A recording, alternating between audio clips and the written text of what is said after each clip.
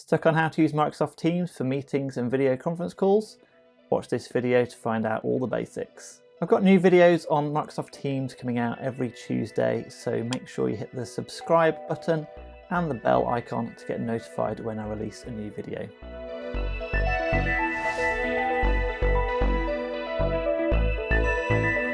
If you're struggling with Microsoft Teams meetings, you are in the right place. By the end of this video, you'll know how to set up, join and use all the latest features inside a Microsoft Teams meeting or video call. I'm Gavin Jones, a former transformation manager for a Fortune 500 company, and I now help organisations of any size with modern workplace transformations using Teams as the catalyst for change. I've helped thousands of people so far, and now it's your turn. So let's get stuck into it. I'm going to go through 4 steps in this video, so make sure you stick around to the end to make sure you hear all of them before you get started. Step 1 is how to set up your meeting, and we're going to have a look at how to set it up from Teams or from Outlook, because that's going to be the 2 easiest ways that you're going to start a meeting. So let's jump into Teams first, and if you come down the left hand side and go to your calendar, you can click wherever you want to schedule your meeting. So say later today, after I finish recording these YouTube videos batch, just click in. You can add a title, test meeting.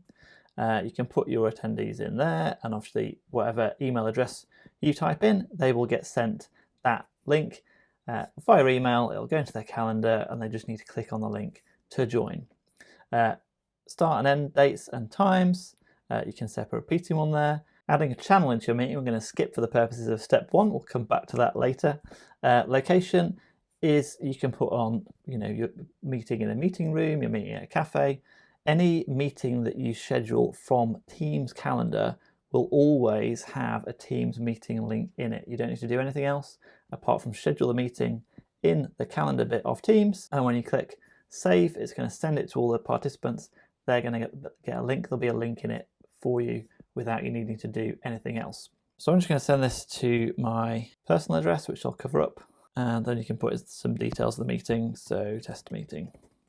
And then you see the save change to send as soon as I put in a person there. So we're going to send it, and I'll show you how to do the same thing in Outlook because it's slightly different. So here I am in Outlook. I'm using a Mac, so it might look slightly different to your Outlook.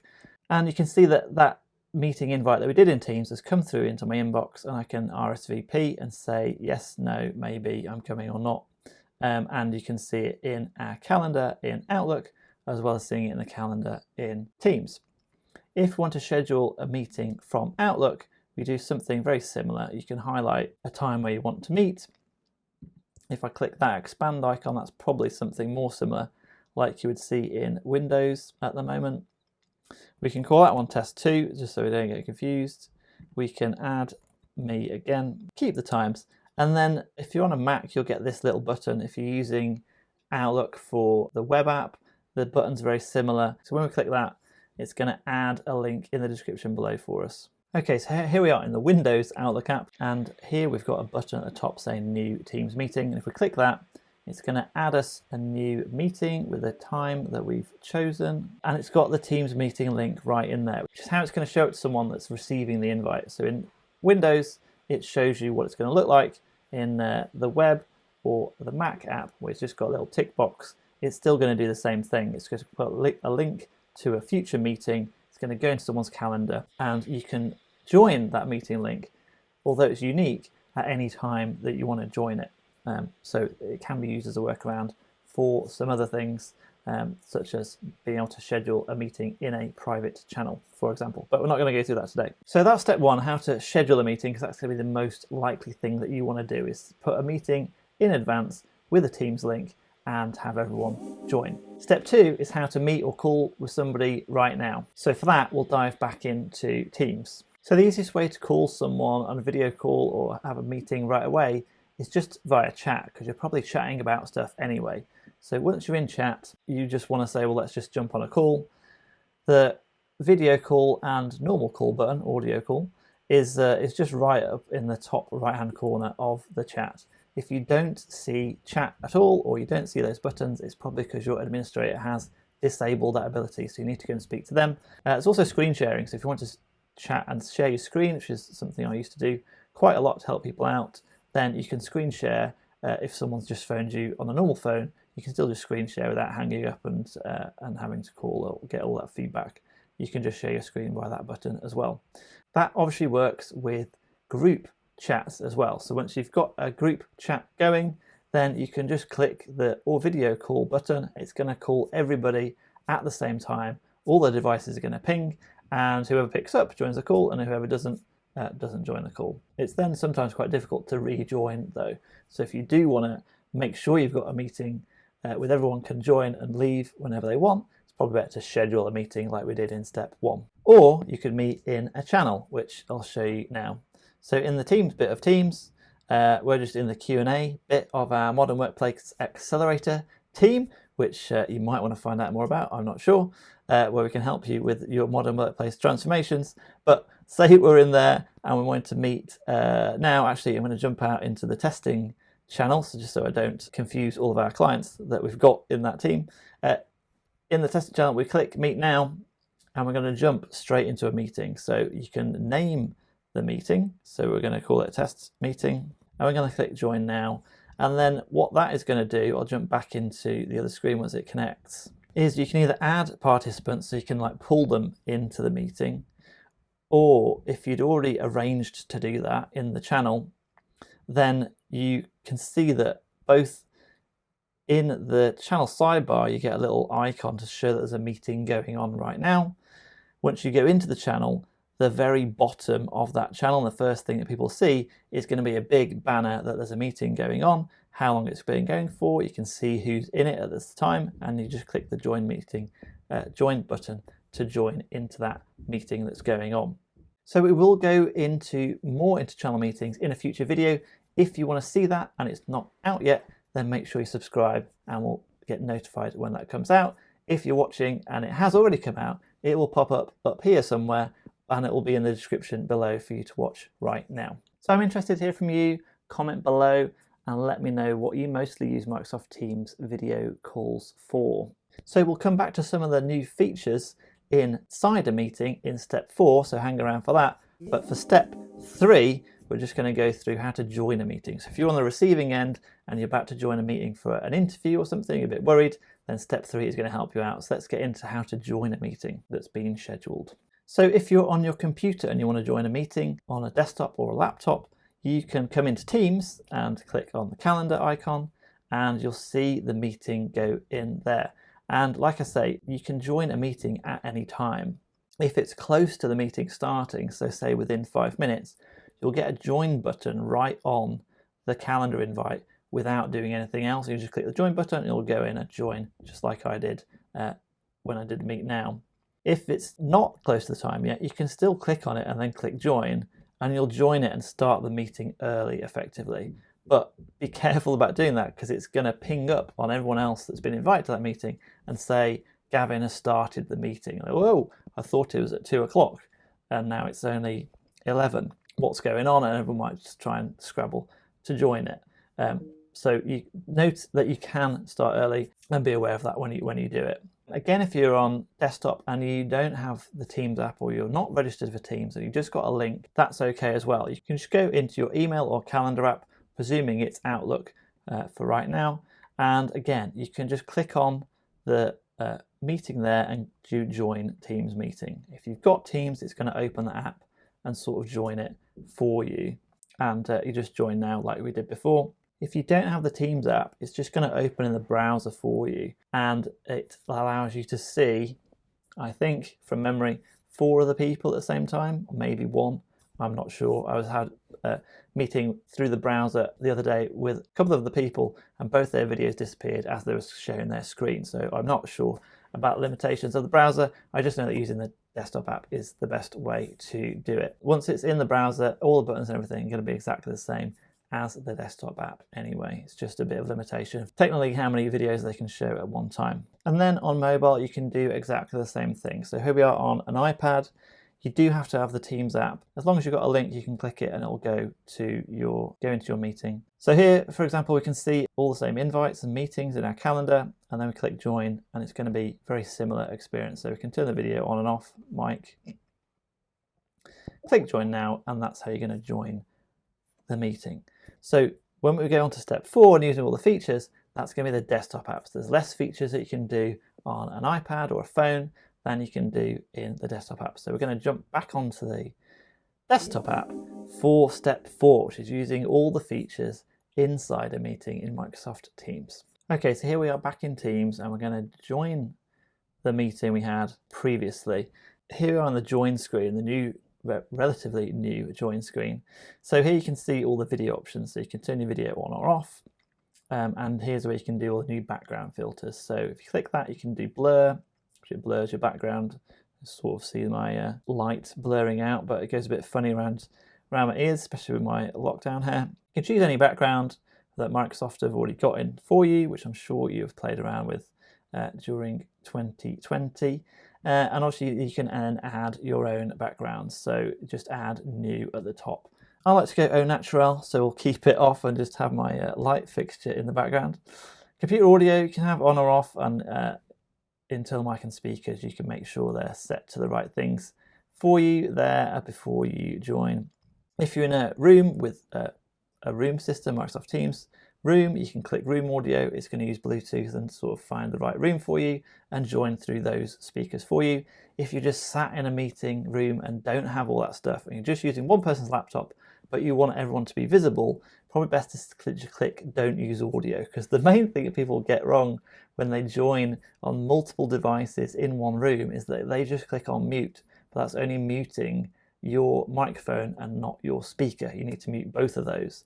Don't use audio, is going to mute both of them for you, and just make sure you don't end up with that horrible Jimi Hendrix-like feedback that you don't want during a meeting. That's pretty good when you're listening to Jimi Hendrix though. So let's join the meeting. So since last time I did a video on Microsoft Teams video conferencing, there has been some new things. So one, the layout's completely different. So rather than having a hovering thing down the bottom, now everything's at the top. So working from left to right, you can show participants like you used to do. If you want to download the attendance, you need to do that whilst you're in the meeting at the moment, although they are changing that so you can get it afterwards. But right now, you need to come in here, click 3 dots and click download attendance if that's something you wanted to do. We're not getting that right now because we don't have anyone else in the meeting. It's just us. Show conversation is going to show the chat. And again, where you started that meeting from is going to depend where the meeting chat goes and all the assets that we're going to be talking about from the meeting, but that's how you would get and chat about the meeting as you're going through. Hand raise, so if you want to raise your hand, it's going to highlight your window for everybody. And if we look at the participants, you get a little red 1 that someone's got their hand raised and wants to say something, being very polite. Probably British or Canadian, I would expect, from such a person raising their hand in a meeting rather than just taking themselves off mute and speaking. But probably I am biased. So that's how you raise a hand and let people know you want to speak. And then what's pretty new now is you can do a little, instead of raising your hand, you can do a little emoji which pops up on your thing. So if we put our hand down, that removes the highlight around us. And then if we are on mute, we can just give a little emoji to people that are talking, which is quite nice little way to tell people that you're liking their content for the meeting as you're going through without having to all talk over each other. So breakout rooms we're going to do in another video. If you want to see that video, leave us a comment below and make sure you hit the subscribe button because it's not out at the time of recording this video. But if you're watching this back at some future point in time and the video is already out, it will be linked in the description below or pop up on one of the cards up here somewhere. So breakout room is something that's borrowed from Zoom and some other video conferencing software, and it's just to split out people into different rooms as if you're doing an in-person meeting with a large group of people and you want to split them down to do sort of like exercises and stuff. You can either manually sort them out or automatically assign them, how many rooms you want, and click create rooms and off you go. And you can, as a moderator, you can jump between the rooms to pop up and say hello and bring people back together afterwards. But like I say, we'll do that in another video. All the other cool stuff is then in the 3 dots. So all the stuff to the right hand side is just to share your screen, turn your video on and off, and turn your mute on and off, which is something you should be very used to. We'll come back to share content, but the 3 dots I want to go through. So device settings we've already been through. That's just that you can get access to the same stuff when you joined.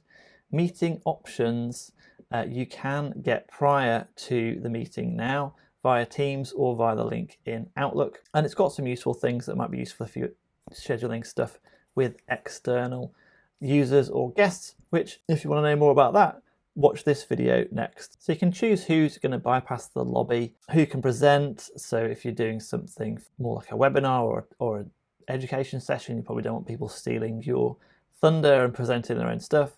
Allow attendees to unmute is a good one, especially if you've got a good large group of people and you just want everyone to go on silent because there's a few people presenting and you want everyone else to watch. Don't allow them to unmute themselves, so you can turn that off there. Enable meeting chat, you can put us in meeting only, because once we finish the meeting, that will go into the chat and people can carry on chatting about that meeting once it's finished by default, unless you turn that off. Allow reactions. So reactions is this stuff that we just did. So if we turn that off and save it, it'll only allow us to raise our hand. Imagine that, rather than having the full-fledged ability to give someone a big laugh. So working our way down, if we go to meeting notes, that's going to start us a wiki page. If we're meeting in a channel, it's going to put us in the team. Oh, here we go. If we are in the chat, which is what we've done, but just by scheduling a meeting, it's going to do us a meeting notes thing in the chat bit of the call, if that makes sense, and a tab that's called meeting notes. Now, if you're scheduling from Outlook or Teams, just with some people that you put on email, having meeting notes there is not particularly useful, because that chat box effectively is going to get lost at some point unless you pin it and everyone else pins it. So I'd say meeting in a channel is more useful because you keep everything together, and that's why we've got a video coming up on channel meetings specifically. So we jump back to the meeting. Meeting details is just to copy your info and see what stuff's going on there. And then we've got these new views. So gallery, large gallery, and together mode. So gallery is just the 3x3 grid of people that you can see as people call in. Large gallery is up to 50 people like Zoom. And together mode is where you start to see everybody sort of layered on top of each other, which is pretty cool. Apply background effects is what we just did when we started. And then turning on live captions is quite cool. So we'll see if it pops up and gets what I'm saying right. I know I do mumble quite a bit, and I'm not American.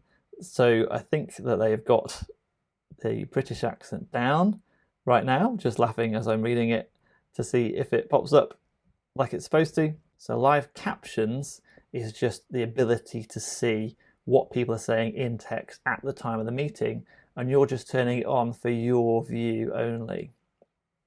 So if I'm in a coffee shop or something and I can't hear very well, I can turn on live transcriptions, and obviously the Teams robots can hear well from the person on the other side. It's going to transcribe it and I can sort of read it and make sure that I'm hearing okay. Live transcription is where it's going to do the same thing but record it like this is what's gone on in the meeting. So you can search back through the transcriptions without recording the full meeting. So if we turn off live captions and do start recording, that's going to be just recording the screen and the sound, and we'll see what that looks like when we stop it. And then the start transcription, that's going to show you what I was talking about, the difference between transcription and captions. So transcription is literally you get a bar on the right hand side and it's going to record and everything sort of in text, like basically like do meeting notes for you. Everything that's said in the meeting you can see in text, you can go back and search for it, and it's really, really powerful. And the video recording is obviously you can watch it back like a YouTube video. So both are useful. You might want both turned on at the same time, or you might want to just have the transcript and not the recording, or vice versa. So if we, let's stop the main recording, but we can see this transcription is still recording and still picking up everything that I'm saying, which is funny to see it popping up as I speak. So let's stop the transcription as well. And I think live transcription is the most powerful new feature of Microsoft Teams video conferencing, because it allows you to take the notes, it makes everything searchable. Stream did it, but it sort of then sat in Stream. So now this transcription is sat in Teams. It's going to be a lot more powerful for search and discovery and for people catching up post the meeting without having to watch back the whole thing, which frankly, they're not likely to do. Now you know exactly how to use Microsoft Teams for meetings and video conference calls, but if that's all you're using it for, you are missing out on 90% of what Teams can do. To find out more about the missing 90%, check out this video here or grab our free training deck in the description below. There's a download link that you can find there. If you like this video, be sure to give us a like, subscribe, and if you really like the video and you want to help support the channel, consider buying us a beer. There's a link in the description below to do that. Before you go, remember to comment below and let me know what you mostly use Teams video calls for. And thanks for watching. I'll see you in the next video.